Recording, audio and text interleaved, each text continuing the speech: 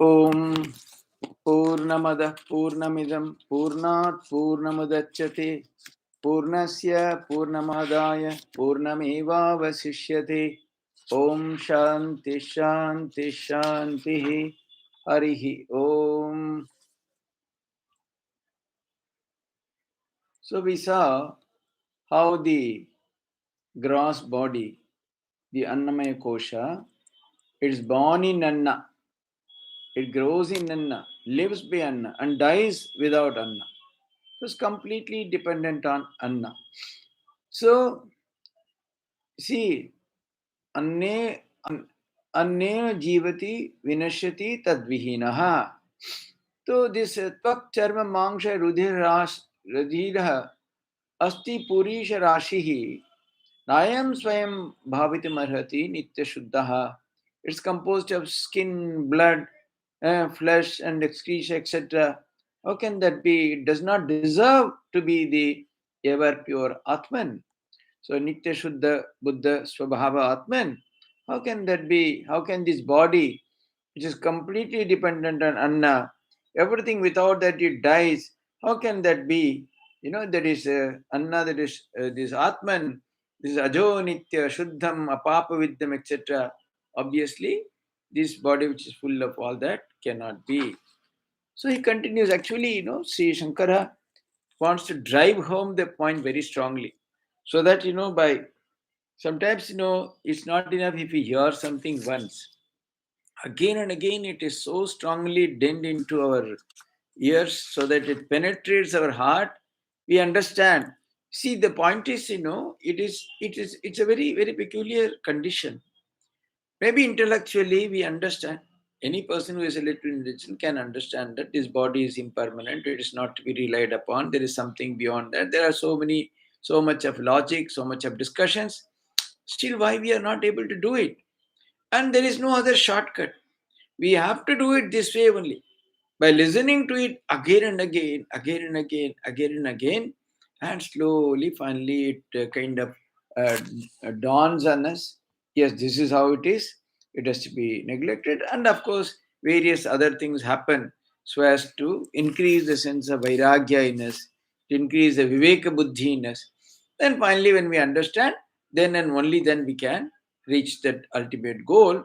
So all the traditional acharyas, obviously Shankara himself, one of the methods they adopt is to tell us again and again, impress upon the mind again in various ways, present such a graphic picture.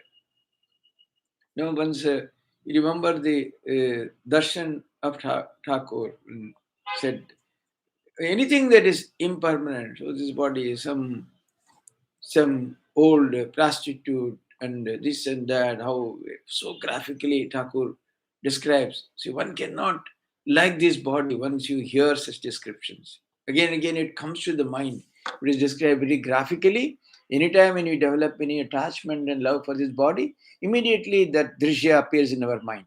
So there is how one develops vairagya and distaste for this impermanent body, and there's how one can think of the Atman ultimately. And he gives again a lot of other logic. It goes on. Some almost 10 slokas Shankaracharya spends in describing this impermanent nature of the body, how it's full of dirt and wasted material, and then flesh, blood, all those things he again and again emphasizes. Purvam jenerapi mriterata nayamasti jatakshana chanaguno aniyata swabhavah Naiko jadascha gatavat paridrishyamanaha swatma katam bhavati bhava vikara vetta. He gives another set of arguments. So, purvam janehe api mritehe adanayam asti. Neither does it exist before its origination, before its birth, before its jata, before its janma. And then after death also it does not exist. So it's of a very limited period. But when in talk of Atman or Brahman, we say Sajo Nitya Sashvato Prano Nahanyate Anyamane Sharire, etc. So he says it's eternal, it's unborn, it's forever. So something which is only for a very limited period, that can vary from few minutes to number of years, maybe 100 years, still it is very impermanent and of a very limited duration. And then what is the other qualities? Every moment, jatakshana kshanaghuno anita swabhava. Aniyata swabhava. See, every moment, the moment it is comes into existence, jatakshana, from that onwards, it's a shanaguna. It's of such impermanent nature. Any moment it is subject to birth and death. How many times just they are born still, that is their death even before birth. And then even they are born within seconds, within minutes, children die. We have seen such happenings. So every moment it is subject to birth and death. So it is there is so impermanent. Aniyata swabhava. Naiko. It is not the same nature always. Naika. It is always changing. The body, once in a while, if you look at the mirror, you are stunned. Is it this body? It was so good, so healthy, so attractive. Suddenly, only wrinkles all around. You can't even look at your own body. This is the condition. How can this be that which is unchanging, eternal? We clearly see every moment it is changing. Morning it's one type, afternoon, evening, a little wind, little cold. It's suddenly different. It catches cold, catches heat, catches this, catches that. So every second it is changing. So it is never same. It's not of the nature. But they say ajo nitya, nitya, shashvata is always same, eternal, shashvata. So how can this body be the Atman? Then Ghatavat Paridishyamana. Jatascha Ghatavat Paridishyamana. It is material and it is Paridishyamana, like a pot. They are fond of the example of pot, Ghata. So it's like that it is seen. His body is seen. But the Atman cannot be seen with the normal eyes. It is not the object of the senses. The senses cannot see the Atman. So this body is clearly seen. Then Swatma katham bhavati bhava vikara vetta. How can that be the Atman? Which this body, obviously, it cannot see itself. It cannot know its changes.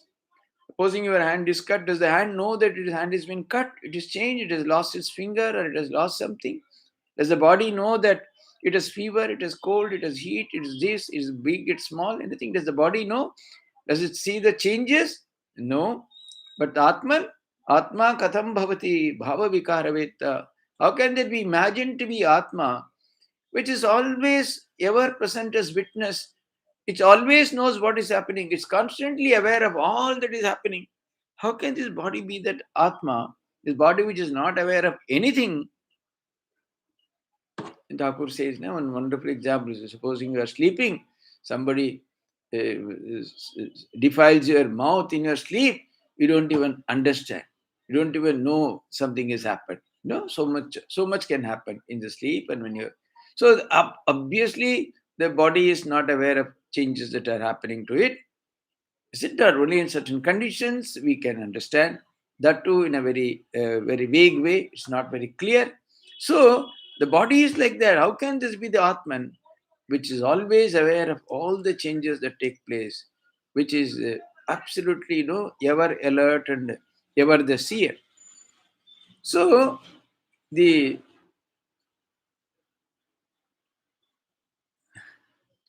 drishta, see, aniyata swabhavaha.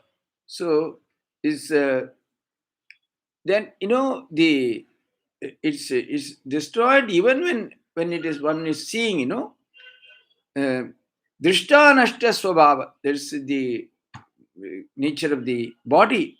Drashta nashta swabhava. Even when it is being seen, then even right in front of our eyes, even while is seeing it, it gets destroyed. So in the Mandika Karika, it seems it is said, Adhavante cha yannasti vartamanepi tattata. That which is adhavante, neither it is adi, not at the end, anta, at the end. Therefore, vartamanepi tattata, in the its non-existence, even in the present. Supposing something is not there before, something is not there after, in between also it is not there. It is not worth being considered as existence. So this existence is so temporary, so impermanent. It is as good as being considered as non-existent. And again and again, we experience this the body not being there under several circumstances and several instances. So it has do this thing. Yeah, all our experience is subject to conditions, is it not? When something happens, even terrible cold or heat, it can absorb. When it is not there, even the slightest changes can cause so much disruption, so much discomfort to it.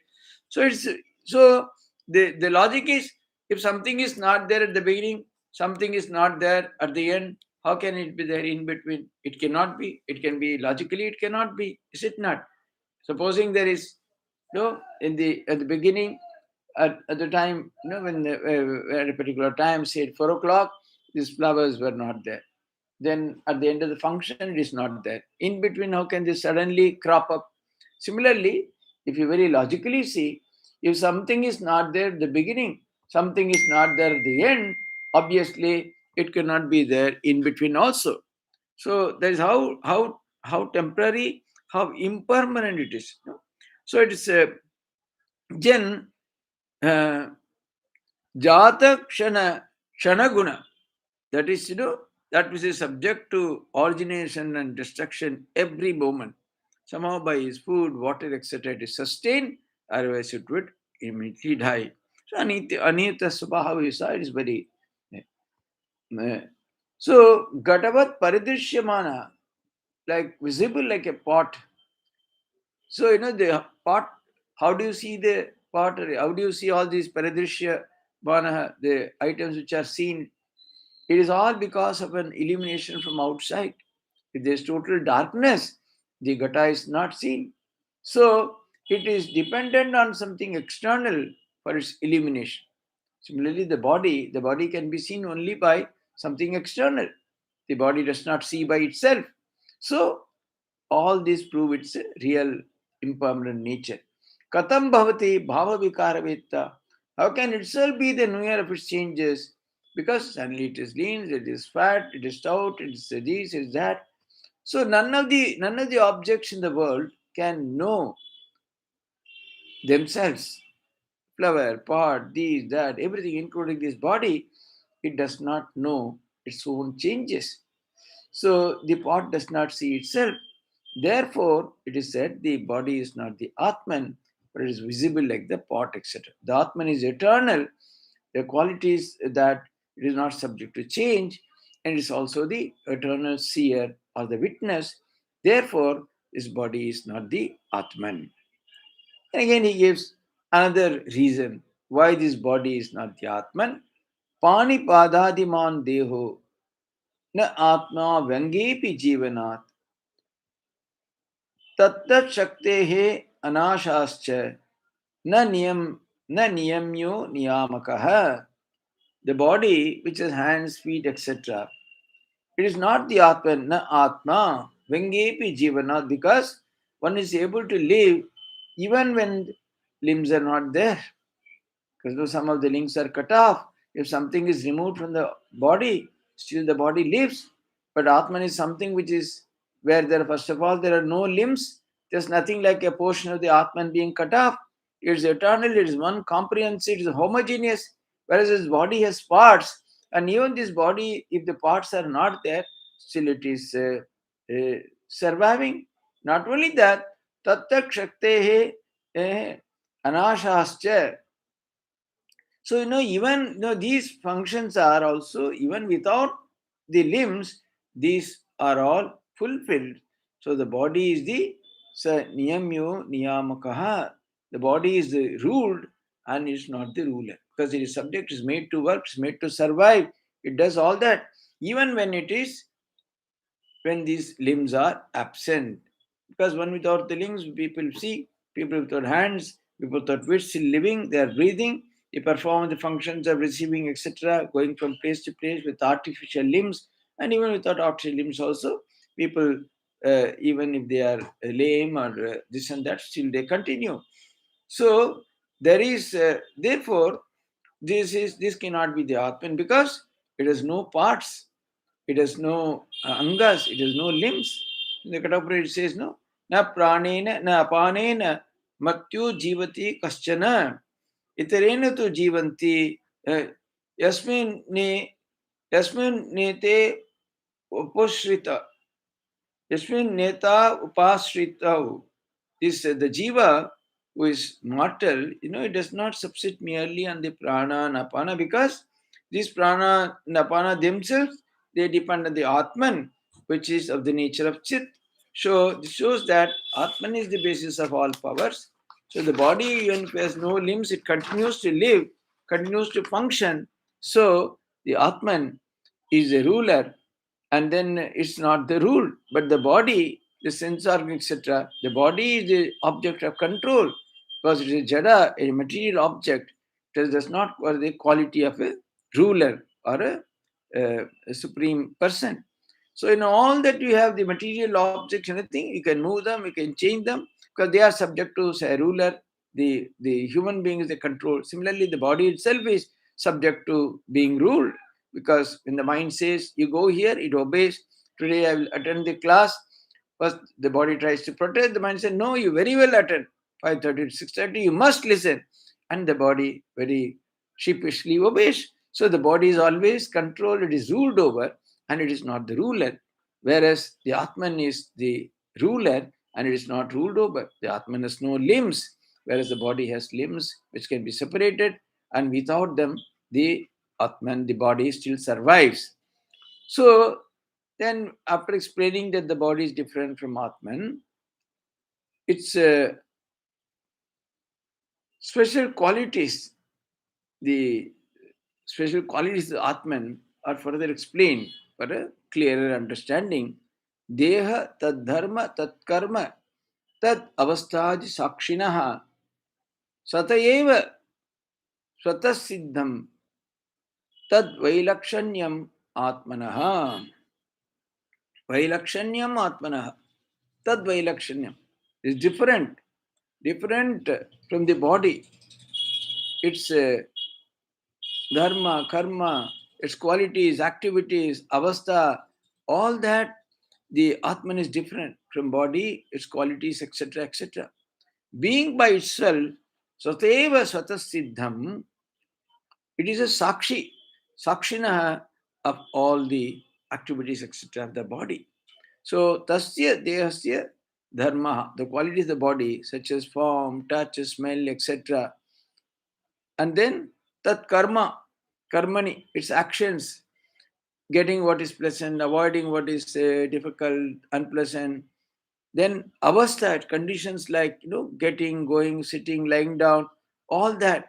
Are these added? Not include changes like one is fat, becoming lean, etc., etc. Sakshina is of the nature of witness.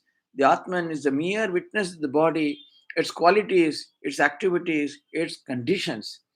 We get a trace of it in this feeling. This witness feeling is I, that witness, not the ahankara. This feeling gives a complete idea of what is happening to the body, where all the transformations is happening. Everything is being constantly witnessed or watched by something, whereas this body has all these qualities, activities, etc. So it is of the nature of sakshi in all the different states, like boyhood, one being a youth, old age, etc. The Atman is completely unchanging. For example, I grow as a person. I was a child, then I was a youngster, then a youth, then old age. All that is happening, but the I is constantly the same. Can you say that your I when you were 5 years old was different from your I which is now? I is same. Thy consciousness. The idea that it's linked to the Atman, this awareness, this Sakshi Bodh. That's always said, not only in all these ages, etc., and also in the three states. It is in the Jagrat, Swapna, Sushupti. In every state, it is the same, even in the Sushupti, because when you get up and say that, I slept very well, I was very happy. So this I was there even then. It never changes in these three avasthas like Jagra, Swapna, Sushupti. Nor does it change with the growth or decay, etc. of the body. Not even when it dies. So, the body being eternally different, the Atman being eternally different, it is cannot be the same as body, because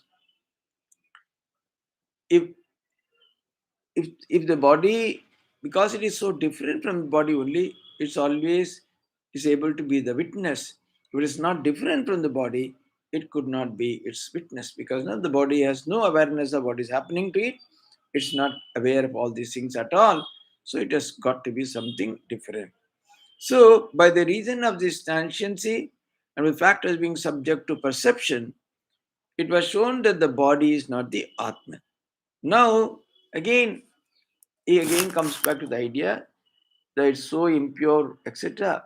How can that be the Atman, which is eternally pure, and it is of the nature of existence, knowledge, bliss? Shalya Rashihi Mangsalipto Mulapurna Malapurnotika Malapurno Atikashmalaha Katam Bhavet Ayam Veta Swayametad Vilakshanaha. How can this body consisting of bones covered with flesh, full of filth, etc., and very pure, very impure. Malapurna, it is full of these impurities. How can they be the Atman? Katam Bhavet, I am Veta, the knower, who is distinct from all this. Swayam etat vilakshanaha, which is different from all this. Vilakshana. How can that be? The body consists of all these flesh, bone, etc. It's very dirty, it's impure by the reason of the sweat and other foul smelling things. How can such an impure thing be the absolutely ever pure, ever shining, ever glorious Atman, which is quite different from it? So the Atman cannot be a body which is so despicable and of such low quality. It is Mangsalipta, Malapurna, Atikashmala, very impure. So how can they be? Katham Bhavet Ayam Veta. How can this be this Veta, the knower? How can they be imagined to be this Veta?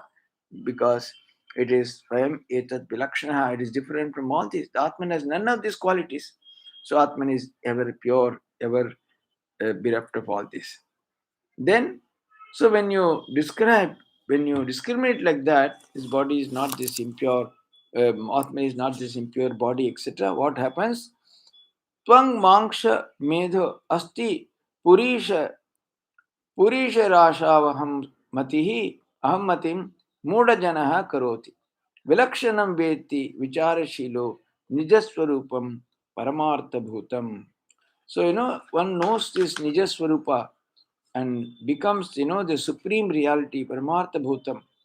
When vicharashila, the person of discrimination, however, who knows the true nature, see the muda janaha aham matim karoti. What do? The fool identifies his Atman with this body made of skin, flesh, fat, bones, and other dirt, excreta, etc. Twang mangshameda asti purisha rashi. Purisha rasho aham matim mudajanaha karoti. So mudajanaha, what does he do? Karoti. He identifies his Atman with all this. But one who knows the Vilakshanam Vedi, one who knows the discrimination. How does one know that? By being a Vicharashila, a person who is of a nature of discriminating. Then he knows his Nijaswarupam, real nature, and Paramartha Bhutam, to be Nijaswarupam, to be the supreme reality, Paramartha Bhutam. Mudajana, there is one who does not inquire, whose mind is diluted. Such a person considers his Atman to be the body. See why again? See why again Shankaracharya is saying this. See, because there is an inherent unknown, some glimpse, some idea in everybody that there is something supreme that is Atman. One may express it in one words, in some way or other, etc., etc. Through this idea, I, aham, that is constant, that is from birth till death, etc. Somehow, a little idea there is something. But then what happens? This body, which has so much control over the person, this body and this Atman, this idea, this Aham are so combined, so identified, one is not able to see the discrimination or the difference. Otherwise, Does anyone really think, oh, this is Atman, I know this Atman, this body is. Does anyone say like that? No. We are totally unaware of the idea of Atman at all. So we think that this body is everything.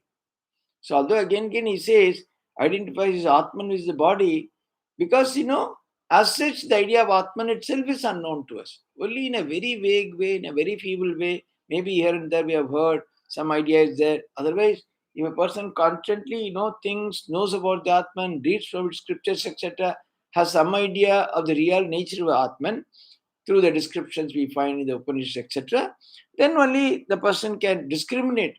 Oh, what am I searching? Why am I see? So what does the normal person? All of us come belong to that category only. The Muda Jana Karoti. So what do we do? Constantly we are busy tending to this body, taking care of it, giving it this, giving it that, a little sita, little ushna, little this, hunger, thirst. So if you see, if we take stock of our life, maybe 90% of our time or something like that goes completely in attending to this body, its needs, its demands, or at least even if you're not attending or doing anything, you're constantly thinking of it. It's constantly in our mind. It always engages our attention. A little bit, oh, no, no, please take care. Don't cold. Wow, cold. Man, your voice is not, are you having cold? Oh, it's okay. Constantly, always thinking, oh, little cold means yes, you have to do it. Then, so that means, see, even if you are not tending to it, even if you are not doing anything physically, constantly this thought of the body that so dominates us. That's what all our actions, if you see from morning to night, a majority of the time is spent in attending to it. For it's taking bath, taking this, dressing up, taking food, taking rest, again do it. So if you see, and otherwise, if you are not even doing physically, always mentally, there is constantly this idea that is engaging our mind, the thought about this body. And then, of course, so many other things like getting attracted, getting involved with other persons, other body, other relationship, whatever happens in the world, it's all again centered one's body or somebody's body, body to body. This is the constant engagement, constant relationship, constant participation, constant idea, constant thinking. So whole life goes in this. So again, that's why Shankara knows that it has to be broken. This identification has to be broken, it has to be completely smashed. That's why he says that how can a person who considers Atman to be this body, which is full of all these things, but then if a person has a sense of discrimination, he knows that it is to be different from the body, vilakshana, and then he knows that it is not incapable of being sublated in any of the three periods of time, and it becomes his true nature, paramartha bhutam, and becomes identify himself totally with it. And then again he gives further example. Deho ahamityeva jadasya buddhihi dehe cha jive vijastvaham dhihi viveka vijnanavato mahatmano brahmahamityeva mati sadatmanah. Deho ahamiti eva jadasya buddhi. The fool thinks that I am the body. Deho ahimati. This body is me. The body is I. That is the thinking of jadasya buddhi, the thinking of the fool. Then dehecha jive vidishas to aham dihi. To aham dihi. The person, the scholastic person, the Sanskrit, the Shastric scholar who has read the Shastras, intellectually was understood a little. What does he think? That he thinks he is the body and is also the jiva a little maybe. And then the Mahatman, Viveka Vijnanavato Mahatmano, the Mahatman who has the knowledge, Vijnanavato, because of Viveka, the knowledge born of discrimination, always he thinks Brahmahamiti eva mati sadatmanaha. I am always, the Atman, I am Brahman. This is the knowledge a person was Viveka Vijnana, the knowledge born of Viveka, he thinks. So, of course, in a very beautiful way, Thakur also puts it when he talks about the name in the way of Hanuman. Of course, even when he was thinking of the body, there also he had some idea of a spiritual idea. He says, Deha buddhya daso mena, this idea I am the body, I am thinking I am your servant. Always serve Rama, serve Rama, serve. That was possible. He might have had his own idea that he is the body. But same time, he was aware that Rama was the supreme personality, worthy of adoration, object of worship. He was Ishta, everything. That is why even though he himself was having the idea I am the body, he did not tend to the body or always busy attending to it, decorating it, taking care of it, always like that. Whole life we spent completely in the service of Rama. So Deha Buddhya Dasoham. Then Jiva Buddhya Twadam Sakaha. When I think I am the Jiva, I feel that I am part of you. Twadam Sakaha. Then Atma Buddhya Tvamevaham Iti me Nischita Matihi. This is my clear understanding. Nischita. What is that? Atma Buddhya Tvamevaham. When I feel that I am Atman, I am same as you. There's no difference. You are also that supreme consciousness. I am also that consciousness only. There's no difference. So these are the three ideas he had called about this. So in this, here also he talks about the three ideas. The idea, first of all, dehe cha jive vidushastva ham dihe. Vidusha, person was a scholarly, was an intellectual understanding. That's both the ideas. Deha for some purposes, some parts, and Jiva also as part of that supreme reality or whatever it is. So this much is there. But the real person is one was Vijnana, Viveke Vijnanavata. He has the discriminated between the Atman and Anatman, and he has got that knowledge by which the wrong impression of the Atman in the Anatman has been removed, has acquired direct realization of that knowledge. So Mahatmana is person who is devoid of three kinds of limitations. Who is Mahatmana? One, because the scriptures also give some description of who is a Mahatmana, Mahatman. What is that? Yes, the three kinds of limitations are of place, time, and things. You know?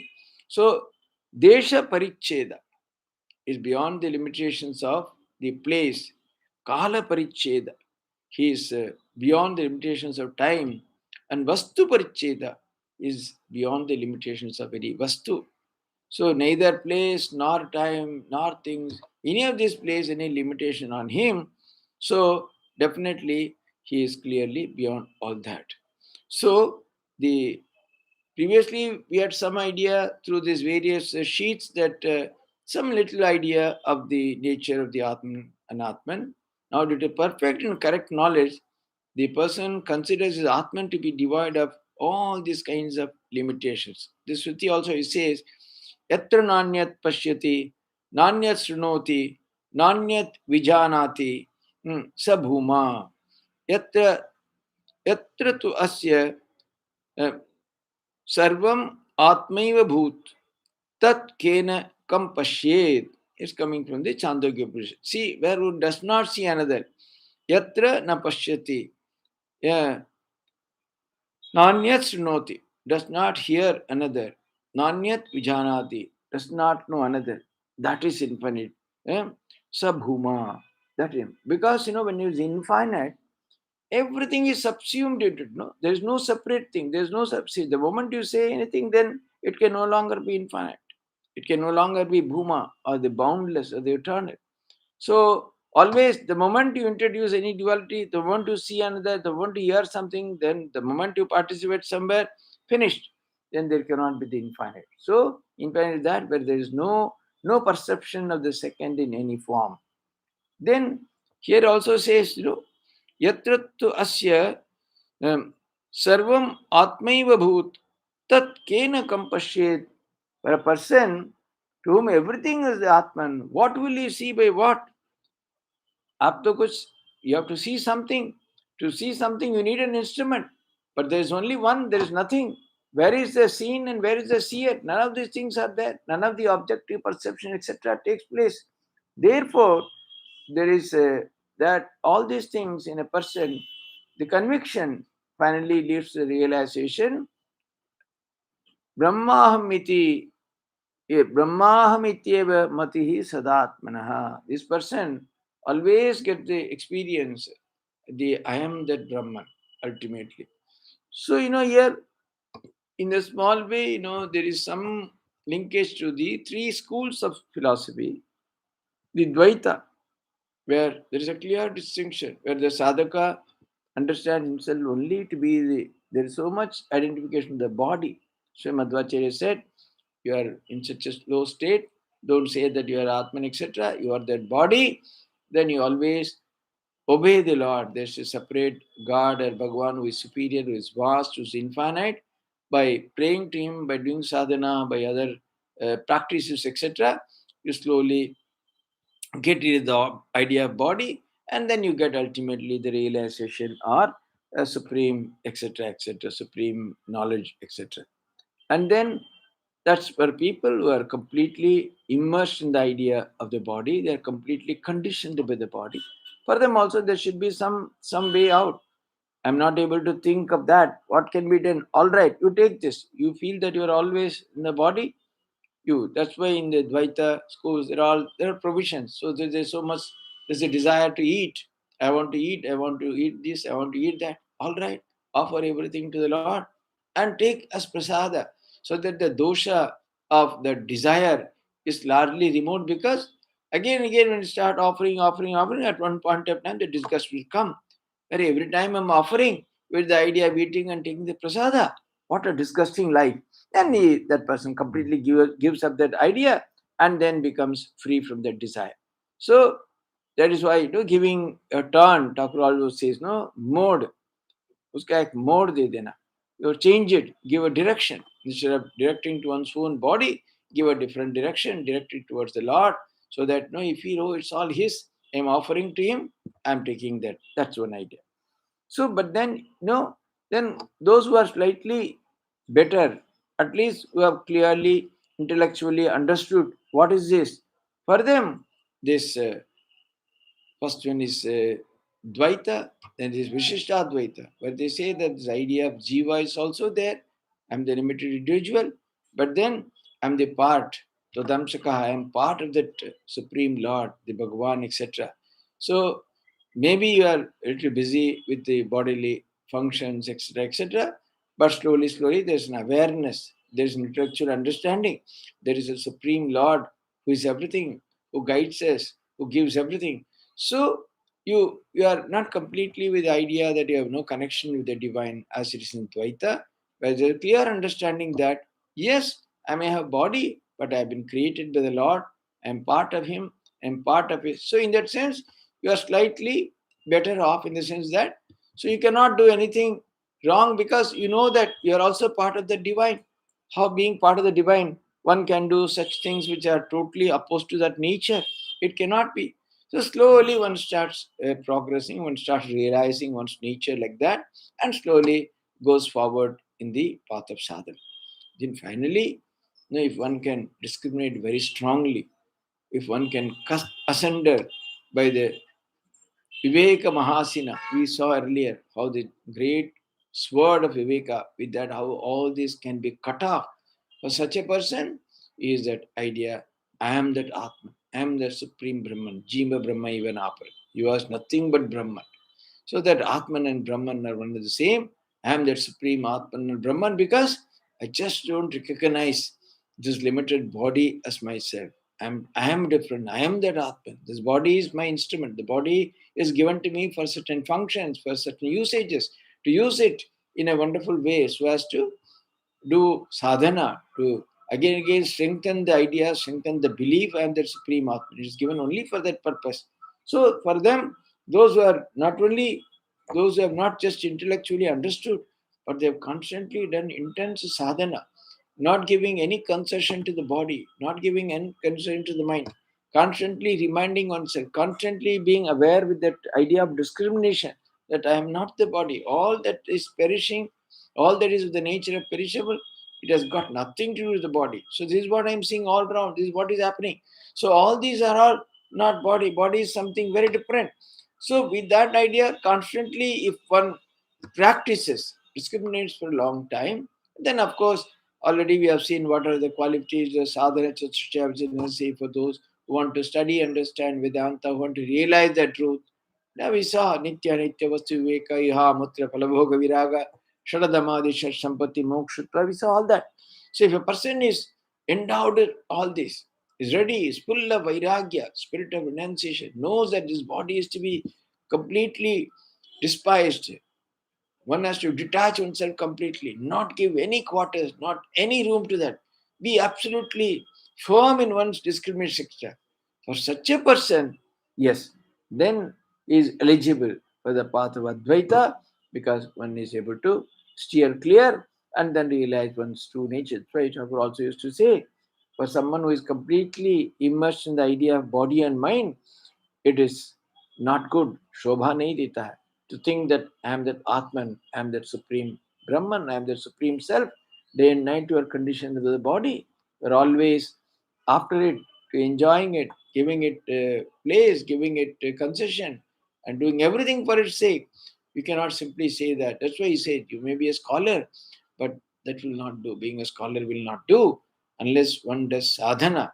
So not merely so. We have seen, we again saw, we are reading on Saturdays, Lati Maharaj was he a scholar. He was an illiterate person. But he had such vairagya, such uncompromising attitude, realizing that he was the Atman and not the body was not at all difficult for him. So ultimately one has to do intense sadhana if one wants to realize these supreme truths.